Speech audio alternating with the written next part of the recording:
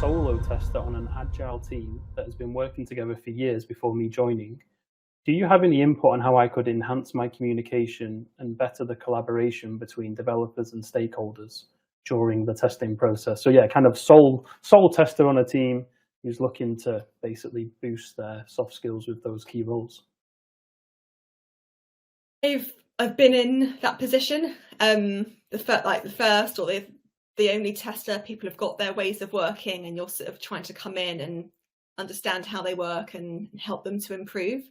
I think having ways of working workshops where you sort of ask people, what do you think's going well? What could be better? Because you're sort of asking them to sort of critique their own processes. Like you can do that in anonymous formats. Like I think Miro allows you to do it anonymously, whereas other tools, I think Metro, Retro, you can sort of see who's added which post-it, so you can gauge whether people would feel safer to sort of answer anonymously.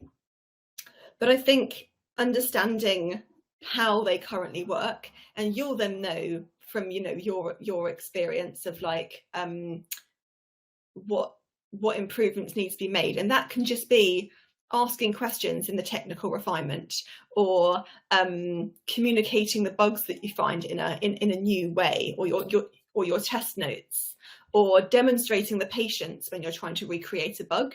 And so you can almost sort of show them the skills through you doing them, and they will then benefit from those sorts of skills by you doing them, and then hopefully they will then want to join in. Oh, okay, hang on a minute, if I had a bit more patience when I was debugging that, then I wouldn't have been sat here for 3 hours. Maybe I'll pair with Love and ask her if they could, ask them if they could help out with this next time. So you can try, like Rich was saying, like you can try and coach people in some of these skills. Pairing is another great way, because then they're seeing how your brain works, you're seeing how their brain works. But yeah, I definitely recognize the struggle of being the new member of a team, or the only member of a testing team. And I think like one of the sort of skills of like building those relationships will definitely help, because this is not something that can happen overnight. Nice. So if we expand a little bit on the communication, which Love specifically mentioned. So I'm going to assume here, Love, so tell me if I've made a mistake, but they're perhaps feeling that their communication isn't so good. Perhaps they're feeling that way. If you were feeling that way, how would you go about finding out if that is the case? And what steps could you then take? I mean, I don't know whether this team is physically in the office or remote. A lot of squads these days are a mix.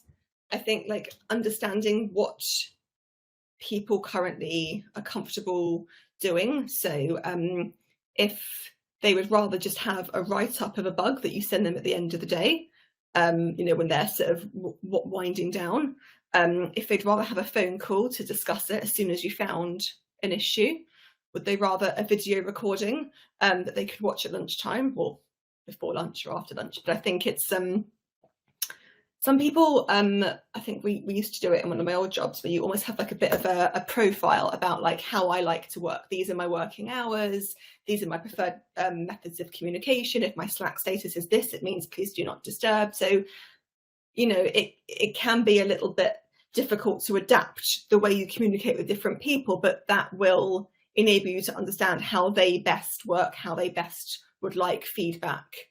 I mean, one developer I worked with, they wanted a message every time I found a bug, which personally for me would be very distracting if I'm trying to work on something else, like context switching wise.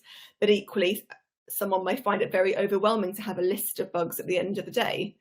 So I think the communication around how do you like to communicate, or how do you like to be communicated with, could be useful.